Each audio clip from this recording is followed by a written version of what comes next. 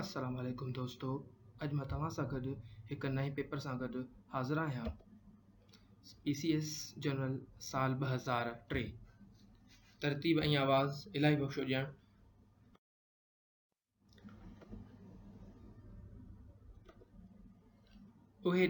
उहे शींहं किताब जो लिखियलु आहे। GM सैयद, अब्दुल करीम संदीलो, पीर अली मोहम्मद राशिदी। जवाब आहे पीर अली मोहम्मद राशिदी।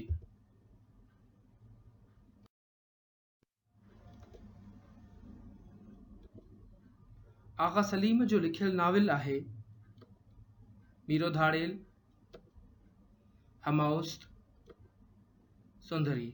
जवाब आहे हमऔस्त।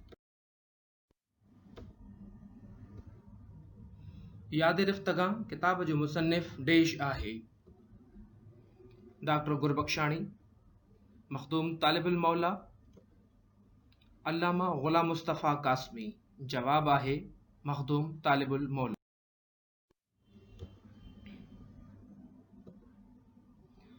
देश उनवान वारो किताब रसूल बख्श पलीजे जो लिखियलु आहे। दर्दबंदीअ जो देस, अमृत मंझि कड़ाण, वाटूं 20 थियूं। जवाब आहे वाटूं 20 थियूं।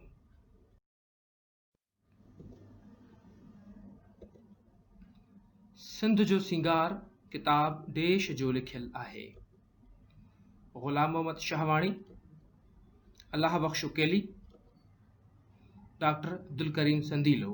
जवाब आहे डॉक्टर अब्दुल करीम संदीलो। घण चोॾहं सवाल। तज़किरे लुत्फ़ी किताब मौज़ूअ जे बारे में लिखियलु आहे। शाह लतीफ़ जी सवानिह, सिंधी अदब जी तारीख़, दीनियात। जवाब आहे सिंधी अदब जी।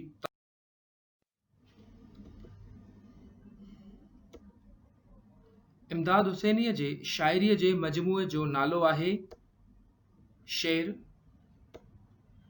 लहर लहर दरियाव, हवा जे साम्हूं। जवाब आहे हवा जे साम्हूं।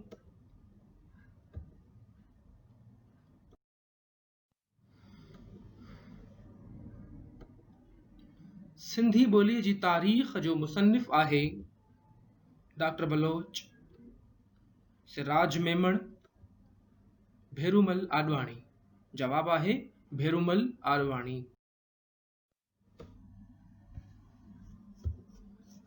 बुलबुल सिंधी किताब जो मौज़ू आहे शाइरी, अफ़साना, आतम कहाणी। जवाब आहे शाइरी।